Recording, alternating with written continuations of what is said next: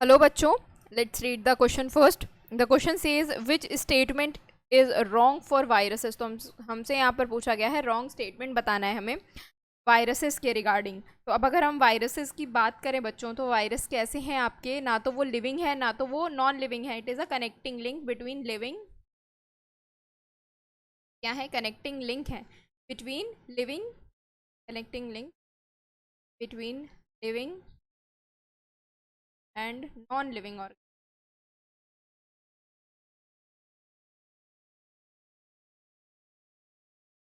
Okay, तो अब हमें यहाँ पर एक स्टेटमेंट बताना है।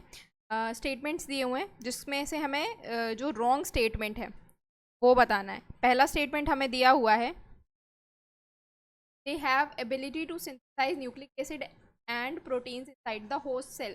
तो बच्चों ये बिल्कुल सही बात है। जो वायरस होते हैं वो अपने होस्ट के अंदर रेप्लिकेट करते हैं और अपने नंबर्स को बढ़ाते हैं। तो ये जो है वो करेक्ट स्टेटमेंट है, ये रॉन्ग नहीं है। अब अगर बी की बात करें बच्चों, तो बी क्या है, antibiotic have no effect on them. तो बच्चों एंटीबायोटिक्स जो हैं वो वायरस पर इफेक्ट नहीं करते, ये बात बिल्कुल सही है।